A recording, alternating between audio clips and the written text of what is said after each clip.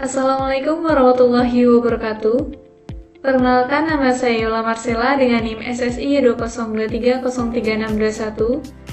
Pada kesempatan kali ini, saya akan mempresentasikan hasil ujian akhir semester pada mata kuliah Sistem Penunjang Keputusan. Studi kasus yang saya pilih adalah pemilihan karyawan terbaik menggunakan kombinasi metode AHP dan TOPSIS. Sebelum masuk ke proses perhitungan, terlebih dahulu saya akan menjelaskan latar belakang dari penelitian ini. Dalam sebuah perusahaan, karyawan merupakan aset yang sangat penting karena berperan dalam mendukung tercapainya tujuan organisasi. Oleh sebab itu, perusahaan biasanya memberikan penghargaan kepada karyawan terbaik sebagai bentuk apresiasi sekaligus motivasi agar seluruh karyawan dapat meningkatkan kinerjanya. Namun, proses pemilihan karyawan terbaik seringkali masih dilakukan secara subjektif, sehingga hasilnya kurang objektif dan berpotensi menimbulkan ketidakadilan. Oleh karena itu, diperlukan sebuah sistem pendukung keputusan atau SPK yang mampu membantu proses penilaian berdasarkan beberapa kriteria menjadi lebih objektif. Permasalahan yang ingin diselesaikan adalah bagaimana menentukan karyawan terbaik dari beberapa alternatif berdasarkan beberapa kriteria yang memiliki tingkat kepentingan yang berbeda. Adapun tujuan dari sistem pendukung keputusan ini adalah untuk membantu perusahaan menentukan karyawan terbaik secara objektif dengan menggunakan metode AHP untuk menentukan bobot kriteria dan metode TOPSIS untuk melakukan proses perankingan alternatif. Selanjutnya, pada penelitian ini terdapat 5 alternatif atau 5 orang karyawan yang akan dinilai. Alternatif tersebut yaitu A1 Yoni Pratama, A2 Dila Savitri, A3 Satria Mahesa, A4 Rahma Indriani, dan A5 Giovanno. Kelima alternatif ini akan dibandingkan menggunakan 5 kriteria yang telah ditentukan. Kriteria yang digunakan terdiri dari 5, yaitu C1 disiplin atau kehadiran, C2 kualitas kerja, C3 tanggung jawab, C4 kerja sama tim, dan C5 tingkat kesalahan atau error kerja. 4 kriteria pertama merupakan benefit, artinya semakin besar nilainya maka semakin baik, sedangkan kriteria kelima yaitu merupakan cost, artinya semakin kecil tingkat kesalahan kerja maka semakin baik hasilnya. Setelah menentukan alternatif dan kriteria, langkah berikutnya adalah menentukan bobot masing-masing kriteria menggunakan metode AHP. Metode AHP ini digunakan karena mampu menentukan tingkat kepentingan setiap kriteria melalui perbandingan berpasangan. Tahap pertama adalah membuat matriks perbandingan berpasangan. Pada tahap ini, setiap kriteria dibandingkan dengan kriteria lainnya menggunakan skala Saati. Sebagai contoh, kualitas kerja dianggap lebih penting dibanding disiplin, sehingga diberikan nilai perbandingan yang lebih tinggi. Dari seluruh perbandingan tersebut, diperoleh matriks perbandingan antar kriteria. Setelah matriks selesai dibuat, langkah berikutnya adalah menjumlahkan setiap kolom. Hasil penjumlahan ini nantinya digunakan sebagai penyebut pada proses normalisasi. Sebagai contoh, C1 sama dengan 1 ditambah 3 ditambah 2 ditambah 0,333 ditambah 0,2 menghasilkan 6,533. Perhitungan yang sama juga dilakukan pada seluruh kolom hingga diperoleh total masing-masing kolom. Selanjutnya dilakukan normalisasi matriks. Tujuannya adalah mengubah nilai perbandingan menjadi proporsi sehingga lebih mudah dibandingkan. Sebagai contoh, nilai pertama pada matriks yaitu 1 dibagi 6,533 sehingga menghasilkan normalisasi 0,153. Perhitungan yang sama juga dilakukan pada seluruh elemen matriks hingga diperoleh matriks normalisasi. Setelah matriks dinormalisasi, langkah berikutnya adalah menghitung bobot prioritas.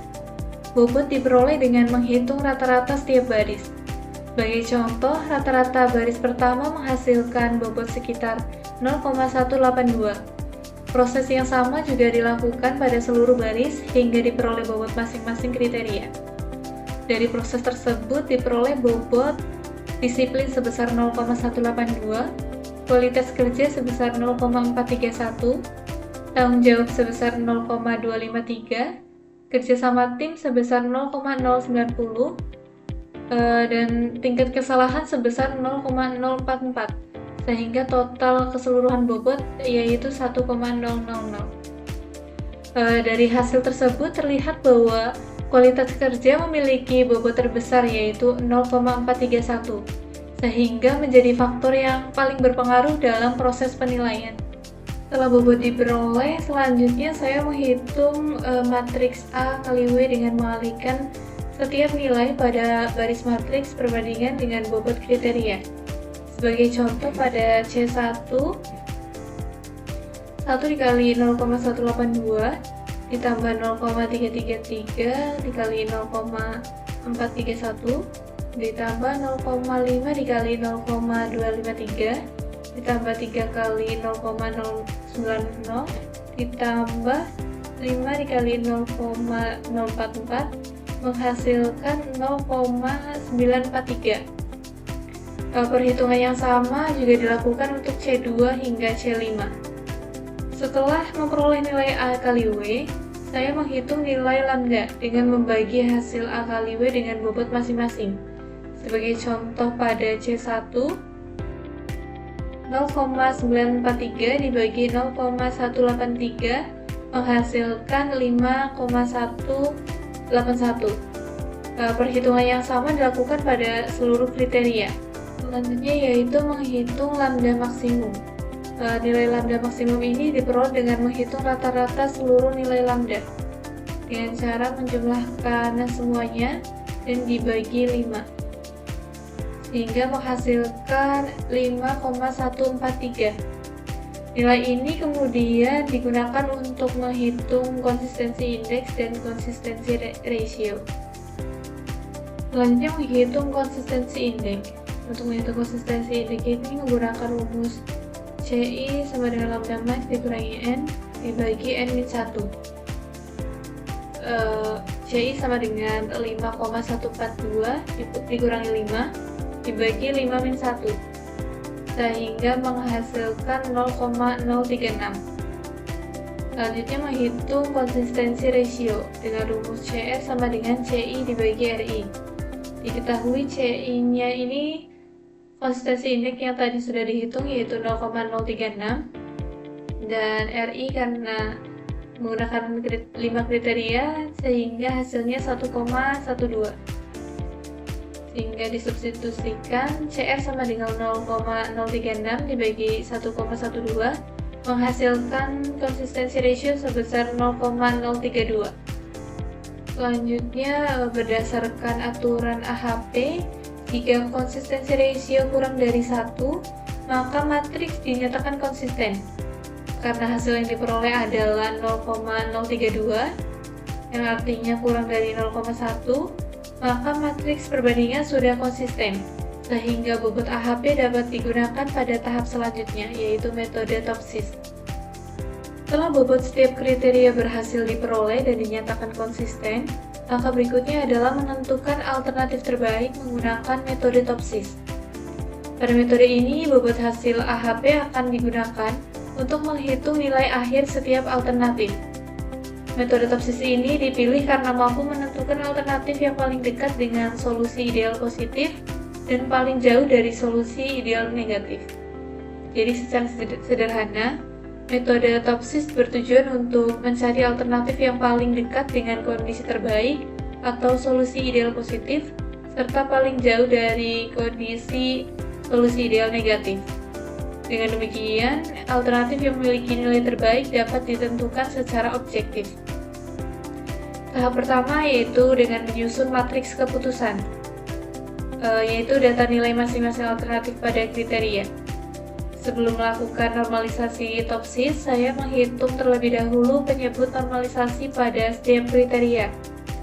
Penyebut diperoleh dari akar kuadrat jumlah kuadrat seluruh nilai pada kolom tersebut.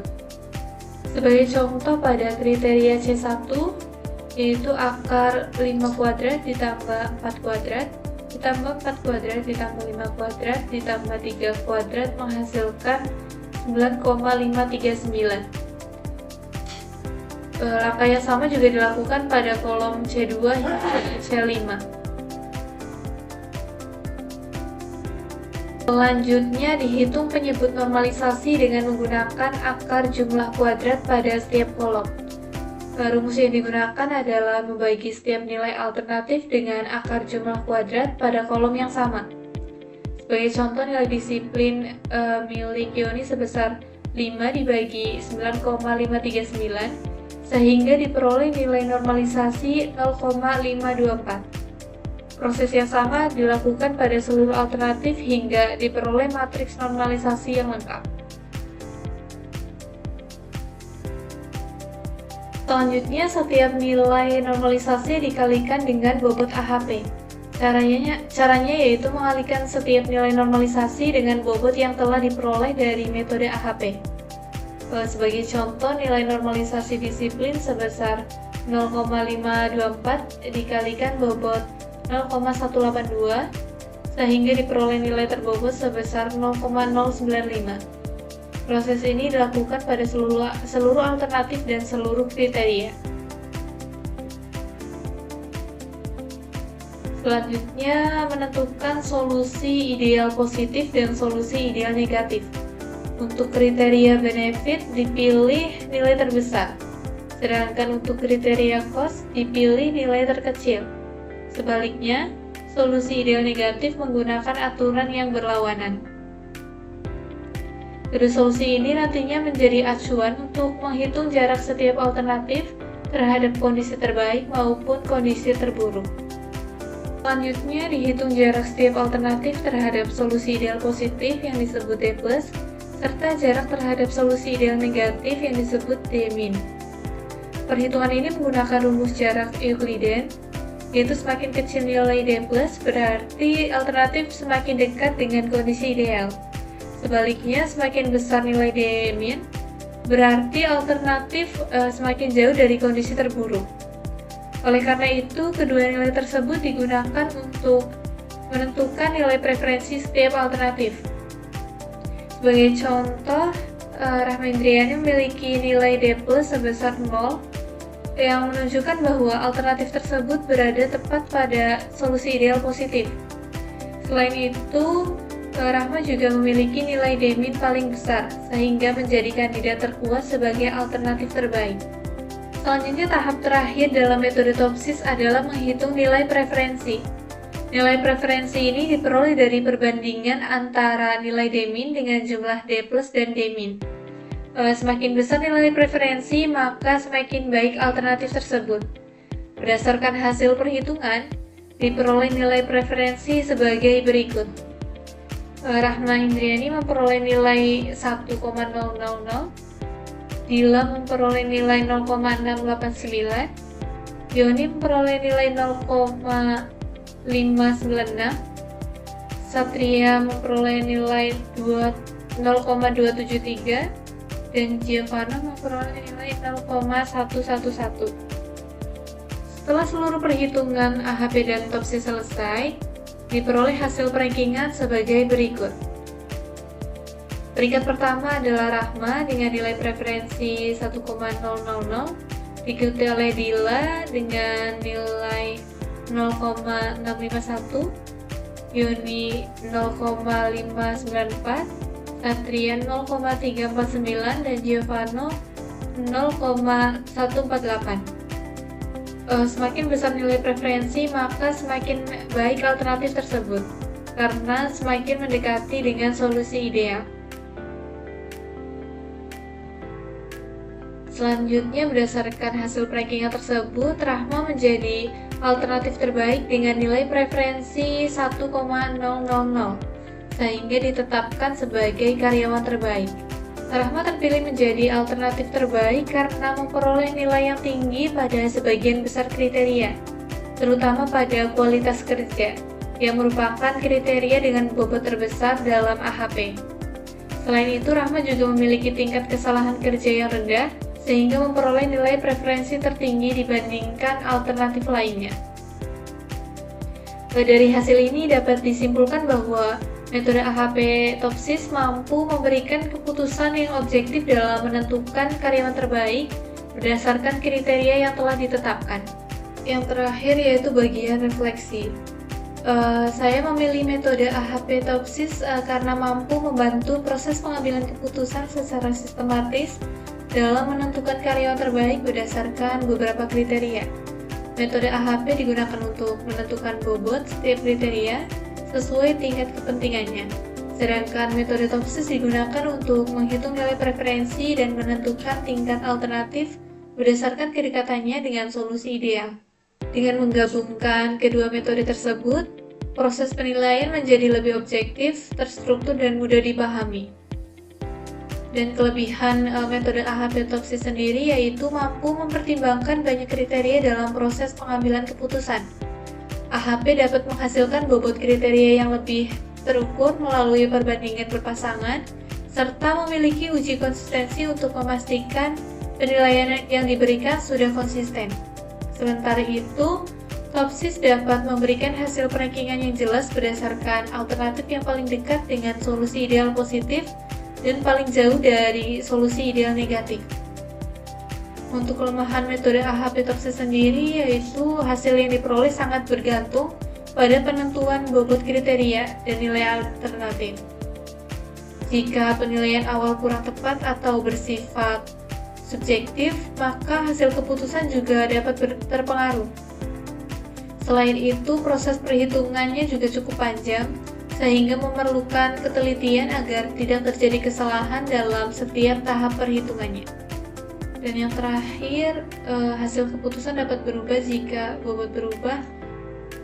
Itu iya, karena hasil keputusan dapat berubah apabila bobot kriteria juga berubah. Hal ini karena bobot menunjukkan tingkat kepentingan setiap kriteria dalam proses perhitungan. Jika suatu kriteria diberi bobot yang lebih besar atau lebih kecil, maka nilai preferensi setiap alternatif juga akan berubah. Akibatnya, urutan ranking yang dihasilkan oleh metode Topsis juga dapat berbeda. Oleh karena itu, penentuan bobot harus dilakukan secara tepat agar keputusan yang dihasilkan tetap objektif dan sesuai dengan kondisi sebenarnya. Demikian presentasi yang dapat saya sampaikan mengenai sistem pendukung keputusan untuk pemilihan karyawan terbaik menggunakan metode AHP dan Topsis. Terima kasih kepada Bapak dosen dan teman-teman yang telah menyimak presentasi ini. Cukup sekian, wabillahi taufiq wal hidayah. Wassalamualaikum warahmatullahi wabarakatuh.